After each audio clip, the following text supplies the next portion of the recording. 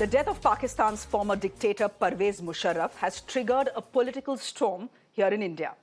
It all started with a tweet by Congress leader Shashi Tharoor. Let me quote what he wrote. Pervez Musharraf, he said, former Pakistani president, dies of a rare disease. Once an implacable foe of India, he became a real force for peace between 2002 and 2007. That is what Shashi Tharoor tweeted. Now, needless to say, that statement did not go down very well with the BJP. BJP leaders accused the Congress of eulogizing Musharraf and siding with Pakistan. But Tharoor is standing his ground. He says it was the BJP government under Atal Bihari Vajpayee that began peace talks with Musharraf. Listen to this. That Mr Musharraf was an absolute implacable enemy of ours. He was responsible for Kargil and for all the terrible things happening. But after 2002, it was a different story. It was the BJP government of Prime Minister Vajpayee that negotiated the ceasefire with Pakistan. There was a joint statement issued with a handshake by Vajpayee Sahab and Musharraf. So I don't know why the BJP wants to attack their own Prime Minister for the policy. So when Mr Musharraf passed away, I recall both. I said he had been an implacable foe of India, but for 4 years thereafter he worked for peace. Isme kya galti hai? They should ask themselves what is the historical mistake. If they want to attack Mr Vajpayee, I leave it to the BJP to do so. We are too polite to attack Mr Vajpayee. So what exactly is Musharraf's imprint on Indo-Pak relations? After all, he was the villain of the Kargil war. He also is the doublespeak on terrorism. Why then did Shashi Tharoor call him a real force for peace? Our next report has the answer. Sadr Pakistan, General Pervez Musharraf. Pervez Musharraf.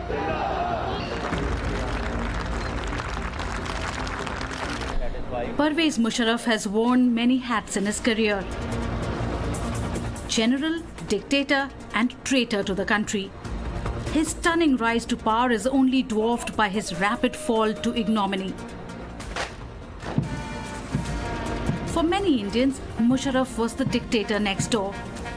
But beyond the perceptions, what was his imprint on Indo-Pak relations? Let's find out. Musharraf was appointed Pakistan's army chief in 1998. Back then, he was third in line for the post. He was academic, straight-talking and apparently liberal.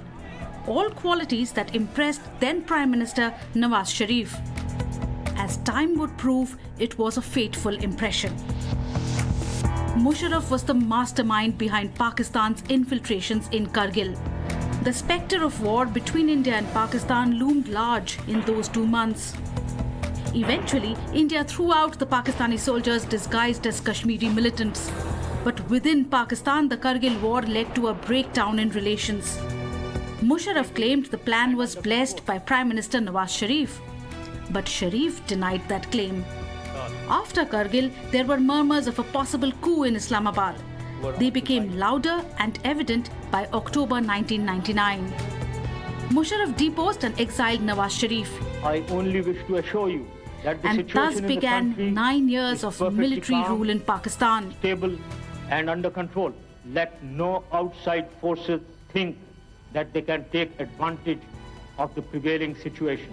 Musharraf's biggest legacy is the strange but strong relations between Pakistan and America. He aligned with George Bush after the 9/11 attacks by Al-Qaeda. Western money and weapons kept flowing in exchange for Pakistan's support in nearby Afghanistan. Musharraf's support for America earned him enemies in the army, as well as Pakistan's radical Muslim groups. One of them, the Tehreek-e-Taliban, emerged under his watch. No doubt Musharraf wasn't sincere about his war on terror. He repeatedly denied knowing the whereabouts of Osama bin Laden. But it turned out the Al-Qaeda chief was living in Abbottabad all along, right under the nose of Pakistan's army. On India, he would do a complete U-turn after Kargil. Musharraf and Vajpayee crafted almost 5 years of peace between India and Pakistan. The zenith of that period was the SAARC summit in 2004. After the summit, both leaders released a joint statement. Musharraf promised that no terrorist acts would be launched from Pakistan-occupied Kashmir. He also agreed to a structured dialogue on Kashmir. Was Musharraf serious about these statements? It's hard to say, but there is no denying that he created the impression that he was serious. Musharraf had 5 meetings with Indian Prime Ministers when he ruled Pakistan, 2 with Vajpayee and 3 with Manmohan Singh. Like all dictators, Musharraf had an inflated understanding of his own popularity. But in reality, he was battling multiple controversies. His party was ousted in the 2008 elections and he himself faced the prospect of impeachment. So in August 2008, Musharraf stepped down. But his troubles wouldn't end. He faced criminal charges in the assassination of Benazir Bhutto. Many of our supporters say Musharraf purposefully did not give enough security. He also faced treason charges for his 1999 coup. So Musharraf did what most former dictators do. He fled. He started living in Dubai in 2016. 3 years later, a special court in Pakistan sentenced him to death for the military coup. The decision was overturned, but the legacy stuck.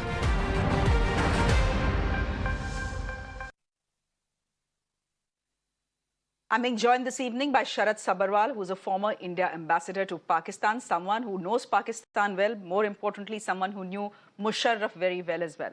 Mr. Sabharwal, thank you very much for your time here on Mirror Now. Given your deep understanding of Pakistan and Mr. Musharraf, let me ask you a question straight up. If Pervez Musharraf wasn't the army chief of Pakistan, would Kargil have happened? Well, he was a very ambitious and adventurous person. A commando by training, he grabbed power and he hung on to power audaciously. And I think that was reflective of what he did in Kargil also. Look, there could have been another individual of the same kind who would have been the chief of army staff and done the same thing. No two heads of the army are similar. People have their own, level of adventurism or, caution, etc., etc. But he was certainly the kind. When he was appointed, for example, in October 1998, I asked a Pakistani senior politician, about his assessment. I was Deputy High Commissioner then, about his assessment of Musharraf. And he inter alia told me that he was he was very adventurous. And that adventurous nature was in ample display in the following years. Now, his legacy as far as India is concerned is mixed, but it still continues to be a political fight between the BJP and the Congress. In your opinion then, was he a war wager or someone who was willing to give peace a chance as well? Well, let me put it this way, his is a mixed legacy when it comes to relations with India. He pursued the army's core interests and agenda as the chief of army staff and his first 2 years after the coup till 9/11. Don't forget, he was not only the architect of Kargil, but some high-profile terror attacks took place during that period, including against our parliament and hijacking of an Indian Airlines aircraft. He took a hard line at Agra, describing terrorists as freedom fighters, which led to the failure of the summit. But 9/11 brought a lot of pressure on him.